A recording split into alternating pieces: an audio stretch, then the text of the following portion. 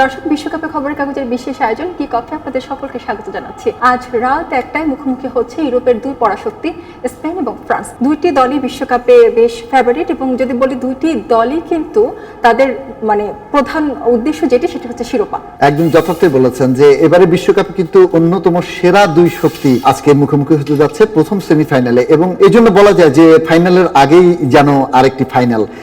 আজকের ম্যাচটি বহুল প্রত্যাশিত এবং বহুল আকাঙ্ক্ষিত, এবং দুটি দলই কিন্তু সুপার ফর্মে আছে এবং তারা শুরু করেছে কিন্তু চমৎকার ভাবে বিশ্বকাপ, এবং দুর্দান্ত খেলে কিন্তু তারা সেমিফাইনালে উত্তীর্ণ হয়েছে এবং দুই দলই চাইবে যে আজকের ম্যাচটি জিতে কিন্তু ইতিহাস গড়তে। এক্ষেত্রে যদি বলি ফ্রান্সের শক্তি সম্পর্কে আসলে সবাই আমরা জানি ফ্রান্স এবং স্পেন দুটি দলে কিন্তু তরুণ ফুটবলারদের দিয়ে ভর্তি, এবং যদি বলি যে ফ্রান্সে রয়েছে কিলিয়ান এমবাপ্পে, যার গতি নিয়ে সকল বিখ্যাত ফুটবলাররাও ভয় পান মাঠে, তার গতিকে যে পরিমাণ ভয় পায়, কারণ তার গতি খেলার যে কোনো কিছু মুহূর্তে পাল্টে দিতে পারে।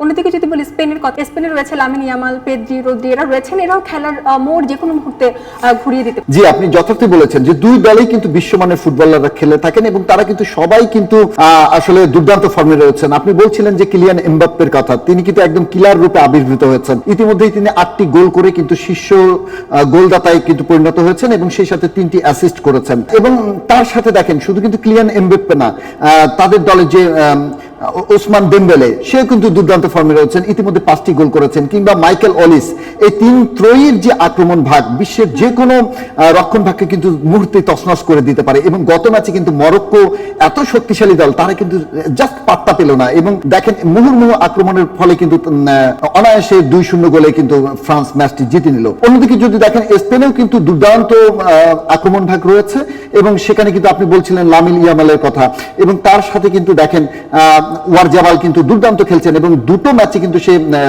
জোড়া গোল করেছেন, এবং সেই সাথে তোরেসের কথা বলতেই হয়। তো এই যে তোরেস, ওয়ারজাবাল এবং লামিন ইয়ামাল, এদেরও যে ত্রয়ীর যে আক্রমণ, এইটার কিন্তু একটি পরস্পর যুদ্ধ হবে বলা যায়।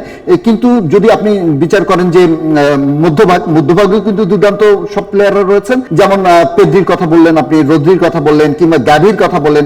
স্পেনের মিডফিল্ডাররা কিন্তু এখন দুর্দান্ত ফর্মে রয়েছেন, এবং সেই সাথে স্পেনের যে রক্ষণ ভাগ, তারাও কিন্তু এমেরিক লেপার্টোর মতো, পাউ কুবার্সির মতো প্লেয়াররা কিন্তু দুর্দান্ত খেলছেন, এবং যার ফলে কিন্তু তারা এই বিশ্বকাপে কিন্তু অনেকগুলো ম্যাচ, গত ম্যাচে শুধু তারা বেলজিয়ামের সাথে একটি গোল খেয়েছে, তাছাড়া কিন্তু তার আগে কোনো ম্যাচে গোল খায়নি। এবং সেই গত বিশ্বকাপ 2022 বিশ্বকাপের কিন্তু জাপানের সাথে তারা গোল খাওয়ার পর থেকে কিন্তু 600 মিনিটের উপরে কিন্তু তারা গোল শূন্য রয়েছে। এই যে রক্ষণ ভাগ এবং মধ্যভাগ, এরা কিন্তু খেলার কিন্তু রূপ পরিবর্তন করে দিচ্ছে, এবং স্পেন কিন্তু সেখানে এগিয়ে রয়েছে।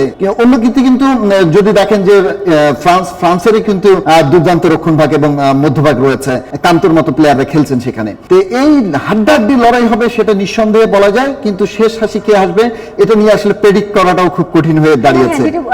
এখানে একটু বলি যে আপনি যেটি বলছিলেন দুইটি দলেরই শক্তি সামর্থ্যের কথা এতক্ষণ ধরে বলছিলেন, এবং দুইটি দলেরই কিন্তু একদম হাড্ডাহাড্ডি লড়াই হবে, একটি দলকে পিছিয়ে বলার আসলে সুযোগ নেই। এটি নিয়ে সোশ্যাল মিডিয়াতে অনেক ধরনের লেখালেখি হচ্ছে যে প্রেডিকশন এটিকে নিয়ে করা আসলে বেশ কঠিন, 50-50। তবে খেলার যে গতির কথা বলছিলেন আপনি শুরু থেকে, বা ড্রিবলিং এর কথা বলছিলেন, বা এমবাপ্পের যে অসাধারণ পারফরম্যান্সের কথা বলছেন, সেক্ষেত্রে অনেকেই হয়তো ফ্রান্সের পক্ষে বেশি বাজি ধরবে। না, অনেকে স্পেনের পক্ষেও বলছে যে স্পেনের এত তরুণ খেলোয়াড়রা বর্তমানে এত ভালো খেলছেন যে স্পেনের সাম্প্রতিক ফর্ম কিন্তু স্পেনের কথা বলছে। আপনি যদি দেখেন 2022, আপনি যদি বলেন যে 2024-এর যে সেমিফাইনাল, ইউরো সেমিফাইনাল, বড় ম্যাচে কিন্তু স্পেন কিন্তু ফ্রান্সকে হারিয়েছে। সেই সাথে 2025-এর যদি ইউরো নেশনস কাপের যদি সেমিফাইনাল, সেটাও বিগ ম্যাচ, এবং সেখানেও কিন্তু স্পেনের কাছে পরাজিত হয়েছে ফ্রান্স। তো এই সাম্প্রতিক ফর্ম যদি বিবেচনা করেন বা সার্বিকভাবে যদি আপনি পরিসংখ্যান দেখেন, 38টি ম্যাচ কিন্তু হয়েছে এই দুই বড় দলের, তার মধ্যে কিন্তু 18টি ম্যাচ জিতে কিন্তু স্পেন এগিয়ে রয়েছে, অন্যদিকে কিন্তু 13টি ম্যাচ জিতেছে ফ্রান্স, এবং 7টি ম্যাচ কিন্তু ড্র হয়েছে। তো আপনি যদি সাম্প্রতিক ফর্ম বিবেচনা করেন তাহলে কিন্তু স্পেনকে আপনি এগিয়ে রাখবেন। কিন্তু আবার যদি বিশ্বকাপের কথা বলেন, গত যে 2006 বিশ্বকাপের কথা, যেটি আমরা বলতে পারি যে ফ্রান্সের কিংবদন্তি, বিশ্বের অন্যতম কিংবদন্তি জিনেদিন জিদান, তার কিন্তু ক্যামিওতে কিন্তু সেই ম্যাচটি কিন্তু 1 গোলে পিছিয়ে থাকার পরেও কিন্তু শেষ মুহূর্তে 3-1 গোলে কিন্তু জিতে নিয়েছিল ফ্রান্স, এবং ফ্রান্সের কাছে হেরে কিন্তু নকআউট পর্বে সেবার বিদায় নিয়েছিল স্পেন। তো ফ্রান্স নিশ্চয়ই সেই অনুপ্রেরণা নেবে সেই ম্যাচ থেকে।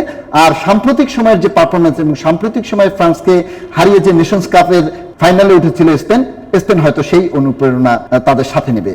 আপনি যেটি বলছিলেন যে দুই দলই অভিজ্ঞ, দুই দলে তরুণ ভালো খেলোয়াড় দিয়ে ভর্তি, সেক্ষেত্রে আসলে দর্শকদের কিন্তু এই দুই দলের খেলা দেখার জন্য এক ধরনের বিশেষ আগ্রহ রয়েছে। এবার দেখার অপেক্ষা কারা করে স্বপ্ন পূরণ। খবরের কাগজ, নিখাদ, নির্ভীক, নিরপেক্ষ।